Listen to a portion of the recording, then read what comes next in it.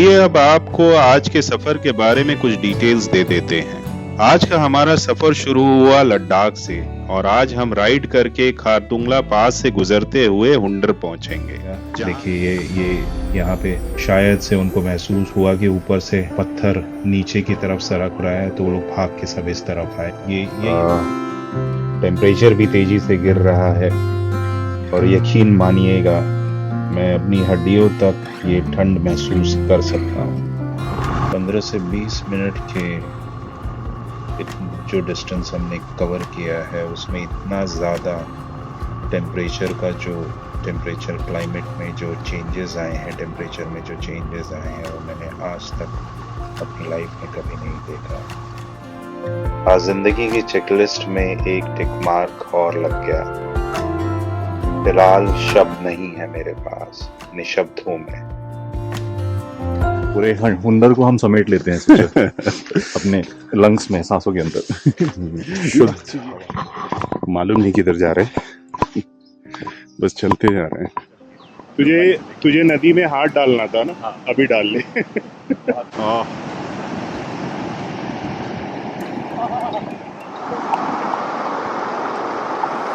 Words नहीं, बयान कर। नमस्कार दोस्तों, कैसे हैं आप सब? आशा करते हैं आप सब चुस्त दुरुस्त और तंदुरुस्त होंगे हमेशा की तरह। इस सीरीज का ये 11वां एपिसोड है और हमारी ट्रिप खत्म होने को है, लेकिन यकीन मानिए हमारे इस सफर के आखिरी पड़ाव पर भी हमारा जोश बरकरार है और अभी बहुत कुछ है आपसे साझा करने को। अगर आपने पिछला एपिसोड देखा है तो आप जानते होंगे कि हम कल कारगिल से लद्दाख पहुंचे, जहां रास्ते में हमने लमायरू मोनेस्ट्री भी कवर किया। और अगर आपने वो एपिसोड नहीं देखा है तो जरूर देखिएगा, हम लिंक डिस्क्रिप्शन में शेयर कर देंगे। अगर आप मेरे वीडियोस देखते आए होंगे तो आप जानते होंगे कि मेरा वीडियो बनाने का मकसद सिर्फ मेरा शौक भर नहीं है, बल्कि आपको उन जगहों के बारे में जागरूक करना है जहां आप शायद नहीं गए हैं अब तक, और उनके बारे में डिटेल जानकारी देना भी हमारे वीडियो का मकसद है। अगर आपको ऐसे वीडियोस पसंद आते हैं तो जरूर देखिएगा इस वीडियो को अंत तक। मेरा वादा है आपसे कि आप निराश नहीं होंगे। और एक बात जो कि काफी जरूरी है कि अगर आपको वीडियोस पसंद आ रहे हैं तो please please please like, subscribe, share और कमेंट करके हमें सपोर्ट करना ना भूलें, क्योंकि आपके लिए ये फ्री है लेकिन हमारे लिए मोटिवेशन है ऐसे ही वीडियोस बनाते रहने के लिए। चलिए अब आपको आज के सफर के बारे में कुछ डिटेल्स दे देते हैं। आज का हमारा सफर शुरू हुआ लद्दाख से और आज हम राइड करके खारदुंगला पास से गुजरते हुए हुंडर पहुंचेंगे, जहां हम रात जम्बाला रेसिडेंसी में गुजारेंगे और कल सुबह हम हुंडर से निकल के the last village of India Thang पहुंचेंगे। जैसे जैसे हम इन जगहों से गुजरेंगे हम आपको इनके बारे में डिटेल्स बताते जाएंगे।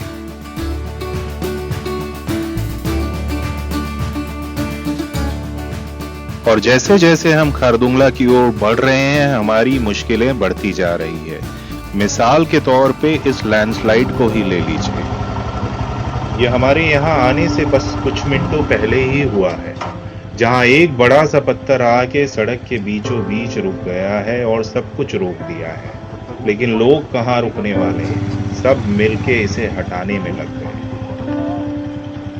अभी देखा जाए तो ये थोड़ा रिस्की हो सकता है, इतने लोग वहाँ पे सब मिल के पत्थर हटा रहे हैं। ये हाल फिलहाल में ही पत्थर नीचे आया है। ऊपर से हो सकता है कि अगर बाई चांस भी अगर एक पत्थर खिसक के और नीचे आ जाए तो यहाँ बड़ा हादसा हो सकता है। ऊपर भी ध्यान देते रहना पड़ेगा। देखिए ये यहाँ पे शायद से उनको महसूस हुआ कि ऊपर से पत्थर नीचे की तरफ सरक रहा है, तो वो लोग भाग के सब इस तरफ आए। यही होता है कि थोड़ा ध्यान भी रखना पड़ता है। ऐसे जगह पे हम रुक भी नहीं सकते हैं, उसको जल्दी से जल्दी क्लियर करके आगे बढ़ना होता है। लेकिन साथ ही साथ इसका भी ध्यान देना होता है कि हम ऊपर भी ध्यान रखें ताकि कोई और हादसा ना हो जाए। चलिए, बाइक्स निकलने के लिए जगह तो बना दी इन्होंने। थैंक यू सो मच दोस्तों, थैंक यू। देखिए इन पत्थरों को, किसी का भी दिल दहल जाए इन्हें देखकर। चलिए जल्द से जल्द यहाँ से निकलते हैं।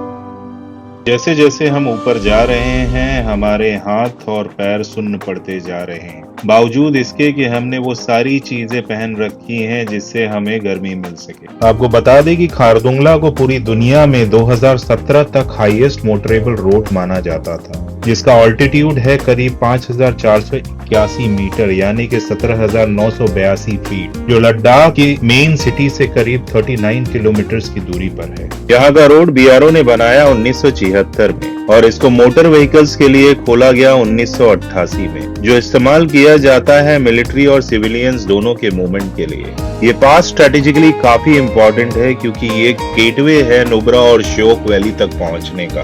बताना चाहूंगा कि आज भी बहुत से लोग इसे हाईएस्ट मोटरेबल रोड मानते हैं, जो सही नहीं है क्योंकि लद्दाख में ही 2017 में एक रोड बनी जो उमलिंगला पास तक जाती है और जिसका ऑल्टीट्यूड है 5,799 मीटर्स यानी कि 19,024 फीट। इस सड़क का निर्माण भी हमारे बीआरओ ने ही किया था, जो प्रोजेक्ट हिमांग का ही एक हिस्सा है। ये करीब 52 किलोमीटर लंबी रोड है जो चिशुमले और दिमचुक गांव से जोड़ती है। ये दोनों गांव लाइन ऑफ एक्चुअल कंट्रोल से काफी नजदीक है और यही इंडिया चाइना विवाद का हिस्सा भी है। आई एम श्योर आप सभी को दिखाई दे रहा होगा वीडियो में कि जैसे जैसे हम खारदुंगला पास के करीब पहुंच रहे हैं, मौसम हमारी आंखों के सामने ही बदल जा रहा है। दोस्तों, आप लोगों को सिर्फ बता सकता हूं, महसूस नहीं करा सकता कि कितनी ठंड इस समय लग रही है। और अचानक ही आसमान का कलर देखिए, ब्लू कलर का था और अब ग्रे कलर का हो गया। इसे देखकर हम ये बता सकते हैं कि ना सिर्फ बर्फ पड़ सकती है बल्कि साथ में बारिश भी गिर सकती है, और अगर ऐसा हुआ तो हम क्या करेंगे हमें अभी कुछ पता नहीं है। बस कुछ दूर ही आए हैं दोस्तों और बरसात हल्की फुल्की शुरू हो गई। टेम्परेचर भी तेजी से गिर रहा है और यकीन मानिएगा मैं अपनी हड्डियों तक ये ठंड महसूस कर सकता हूँ। बारिश होने के कारण जगह जगह पानी भर गया है और जैसे ही गाड़ी उसमें जाती है पानी ऊपर आता है और हमारे जूतों में काफी पानी चला गया है और उंगलियां सुन पड़ रही हैं धीरे धीरे।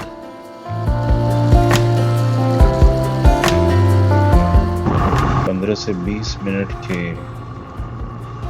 जो डिस्टेंस हमने कवर किया है उसमें इतना ज़्यादा टेम्परेचर क्लाइमेट में जो चेंजेस आए हैं, टेम्परेचर में जो चेंजेस आए हैं वो मैंने आज तक अपनी लाइफ में कभी नहीं देखा।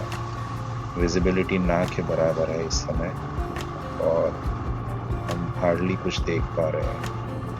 इवन लेफ्ट साइड में जो खाई है वो भी अब दिखना बंद हो गई है। यहाँ बहुत संभाल के हम रुक के सामने से गाड़ी आ रही है क्योंकि उन्होंने लाइट चला के रखी है जिस वजह से हमें दिख रहा है, अदरवाइज सामने से गाड़ी आते हुए बहुत ज़्यादा क्लियर हमें दिखाई नहीं दे रही है। बहुत ज़्यादा ही इस समय तकलीफ जो है वो महसूस, लेकिन खैर यही थ्रिल है खारदुंगला का। अगर आप ऊपर आते हैं तो आप किसी के लिए ऊपर आते हैं। गुरु ने गमबूट्स पहन रखे हैं तो अंदर पानी नहीं जा रहा है। मेरे शूज जो है वो वाटरप्रूफ होने के बावजूद ऊपर से पानी गया है, उंगलियां पूरी तरह से सूख पड़ गई।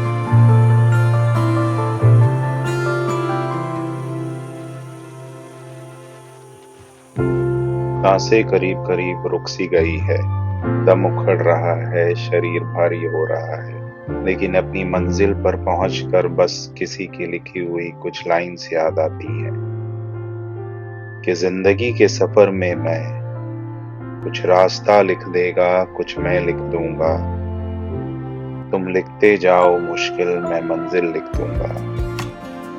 आज जिंदगी की चेकलिस्ट में एक टिक मार्क और लग गया। फिलहाल शब्द नहीं है मेरे पास, निशब्द हूं मैं।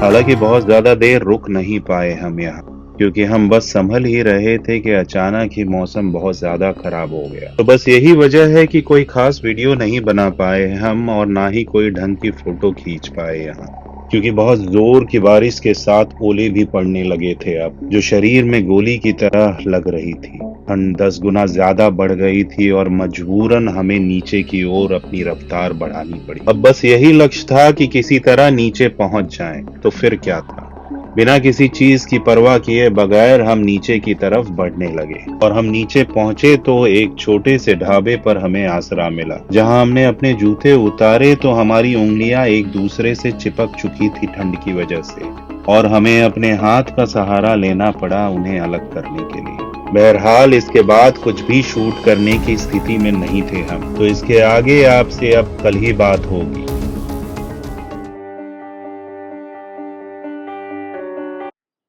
गुड मॉर्निंग दोस्तों। आज है 24 जुलाई और सुबह के 7:30 बज चुके हैं और हम हैं नुब्रा में। धीरे धीरे जैसे जैसे दिन जा रहा है वैसे वैसे हमारी छुट्टियां खत्म होने का दिन आ रहा है नजदीक, और काफी भारी मन हो रहा है। और साथ में ये भी खुशी है कि हमने काफी सारी चीजें एक्सप्लोर की है। नुब्रा में है फिलहाल हम। नुब्रा में आज हम काफी जगह एक्सप्लोर करने वाले हैं। एक तो आई थिंक है सैंड ड्यून्स, जहाँ पे हम जाने वाले हैं। फिर यहाँ से टुरटुक जाने वाले हैं, जहाँ से हमें पाकिस्तान भी नजर आएगा। वहाँ पे लास्ट विलेज ऑफ इंडिया है। ये है प्लान आज का। फिर आई थिंक कल के दिन में हम वापस ले जाएंगे। और जहाँ हम रुके हुए हैं गांव एरिया है पूरा, बट इन्होंने जिस तरह से रूम्स वगैरह बना के रखे हैं वो बहुत ही अच्छा है। अगल बगल का अगर आप माहौल देखें यहाँ पे तो कुछ इस तरह का है। सुबह 7:30 बज चुका है और रात को जब हम आए यहाँ पे तो कुछ भी नजर नहीं आ रहा था। हमें अंदाजा भी नहीं था कि यहाँ का माहौल ऐसा हो सकता है। दिस इज सो ऑसम, बहुत अच्छा है। कल रात को तो जब हम यहाँ पहुंचे काफी जगह पे लैंडस्लाइड हुआ था। जब हम खारदुंगला पहुंचे अचानक से जो मौसम था वो खराब हो गया था। अचानक से आइस गिरने लगा, स्नोफॉल होने लगा और हमको ब्रीदिंग का भी प्रॉब्लम हो रहा था। वहां से जब निकले एक जगह पे लैंडस्लाइड भी हुआ था। नुब्रा वैली जिसे बोलते हैं, उसको क्लियर होने को ही करीब 1.5 से 2 घंटे चले गए। जब वो क्लियर हुआ तो काफी रात हो चुकी थी, मतलब अंधेरा हो चुका था। गुरु को अंधेरे में बाइक चलाने को थोड़ा इशू होता है, तो हम बहुत स्लो चलाते हुए आए क्योंकि उसका कुछ आँख का ऑपरेशन हुआ है। रात को करीब हम यहाँ पे पहुंचे 8:30 बजे के आसपास। खाना वगैरह खाया, खाना खाया तो सारी थकान मिट गई। ओनर बहुत अच्छे हैं, उन्होंने स्टोरियाँ हमें बताई। मतलब इंडिया और पाकिस्तान का बॉर्डर है देखा जाए तो। उन्होंने बताया कि जब पार्टीशन हुआ था तो किस तरह से एक ही परिवार के लोग कुछ उस तरफ रह गए, कुछ इस तरफ रह गए, और उनसे रिलेटेड जो स्टोरीज थी। हमारे दोस्त उठ चुके हैं, जनित कुनील। भाई, कल के राइड के बारे में कुछ बोलना चाहोगे? कैसा था राइड? जबरदस्त राइड था। मेरे ख्याल से अभी तक का हमारा जो राइड मारा है उसमें से काफी डिफरेंट था। खारदुंगला तो हम लोग मिस कर ही नहीं सकते थे। इतना अच्छा एक्सपीरियंस था, रिगरस था और इसके लिए इतना अच्छा एक्सपीरियंस था। हाँ ना करते करते आखिर हम खारदुंगला पहुंच ही गए। गए। लेकिन वहां जाने के बाद जो माहौल था उसके बारे में चाहोगे? ऐसा हुआ कि खारदुंगला हम लोग पहुंचे। जब पहुंचे तो कुछ फोटोज लेने थे, कैमरा निकाला। इससे पहले कि कैमरा निकाला आइस का स्टॉर्म शुरू हो गया, बारिश होने लग गई, पूरी बर्फ पड़ने लग गई और हम भागे वहां से। पूरे फुल स्पीड में भागे। एक आध फोटो कैसे ना कैसे तो ले लिया। हमारे एक आध दो बंदे जो साथ में थे बेचारे थोड़े पैनिक हो गए थे, ये हाथ स्टिफ हो गए, बाइक चला नहीं पा रहे थे। राइट। ये अच्छी बात है कि जाते समय वहीं से जाना है, तो ये सब ड्रामा फिर से होने वाला है। मुझे ऐसा लगा था कि हम रात का राइड करेंगे नहीं, लेकिन 2 दिन हो गए जहाँ पे हम न चाहते हुए भी हम कर ले रहे हैं। और उसका एक अलग सा मजा है, एडवेंचर है। मैप देखा क्योंकि मैं क्यूरियस था कि हम लोगों ने क्या कवर किया है। मैंने देखा कि चंडीगढ़ से हमने कैसे शुरू किया, इंडिया के गले से लेकर हम लोग ऑलमोस्ट सर तक पहुंच चुके पूरा सर के ऊपर तक। कल के राइड्स के बाद हमारे बाइक्स की हालत ये है, पूरा कीचड़ से भर गया है। सबकी बाइक्स की वही हालत है। पूरा जो लैंडस्लाइड हुआ था उससे जो कीचड़ जमा हुआ था वो अब हमारे बाइक्स पे है। हुंडर नुब्रा में जहाँ हम ठहरे हुए हैं, ये वो होटल है जिसका नाम है जम्बारा रेसिडेंसी।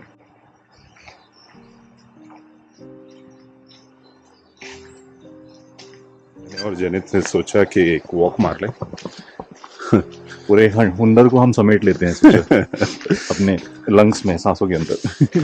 शुद्ध हवाएं शायद कैप्चर नहीं होगा इसके अंदर, बट और यार बहुत सारे हैं यार, बहुत सारे हैं।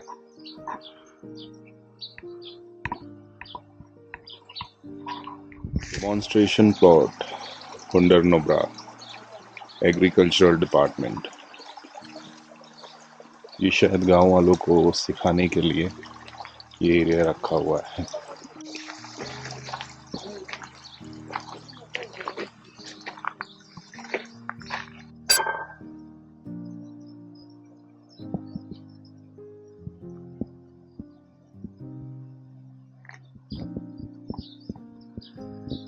कहाँ देखने मिलता है ऐसा नजारा? गाड़ियों का शोर नहीं, सिर्फ पानी की आवाज और चिड़ियों की चहचहाट। खाना बहुत ज्यादा खाया मतलब इतना अच्छा खाना था ना कि 4 चपाती और बहुत सारा राइस कौन खाता है।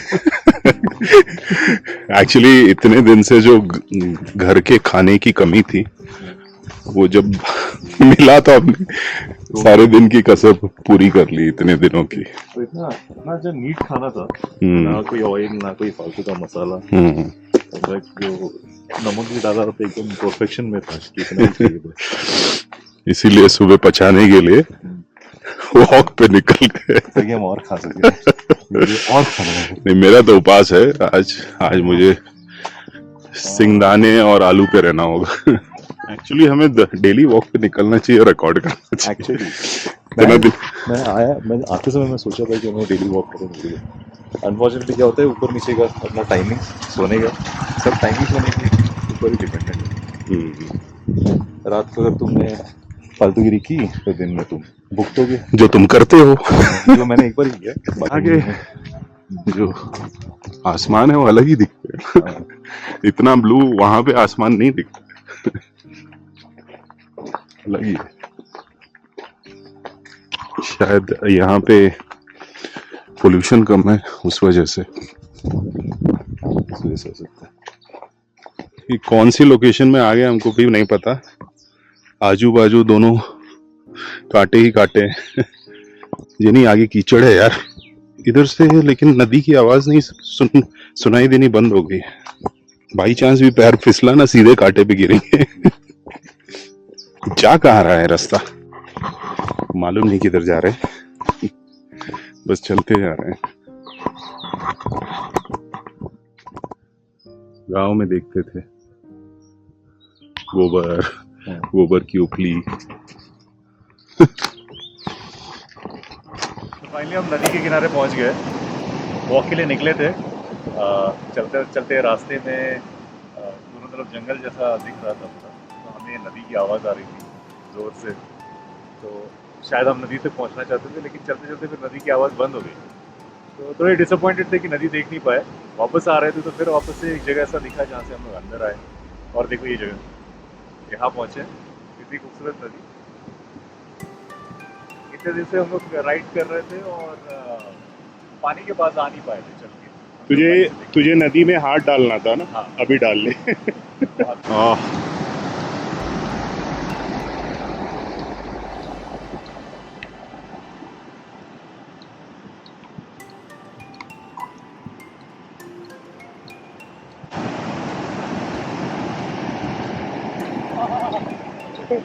ग्लेशियर का है ना भाई, ग्लेशियर है ना।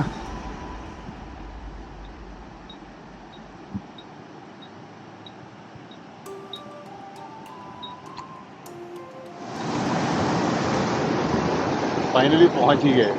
जेनी को हाथ डालना था नदी में, हम ढूंढ रहे थे नदी का रास्ता और फाइनली मिल गया और जेनी ने हाथ डाल दिया। अब जेनी को पूछता हूँ नहाना है क्या? भाई नहाना है क्या? नहाना है, अगर तुम्हें हो तो जरूर नहाते। मैं बोलता हूँ अगर टाइम मिले तो अपने को नहाना चाहिए। हाथ डालने को तेरे को तकलीफ हो रहा है और तेरे को नहाना है। हाँ, अरे इतने दिनों में हमने इतना तो कर लिया। अब इसके आगे का भी कर ही लेंगे। वाह यार वाह। बाकी के दोस्त भी आ पाते तो अच्छा होता, बट हमें ही नहीं पता था कि हम यहाँ पहुँच जाएंगे।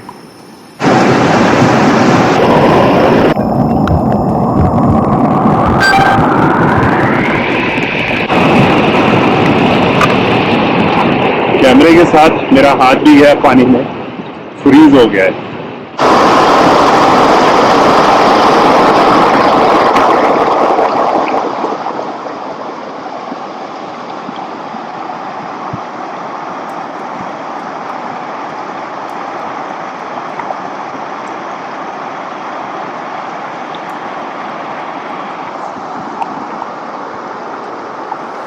वर्ड्स नहीं बयान करने के लिए कि यहाँ कैसा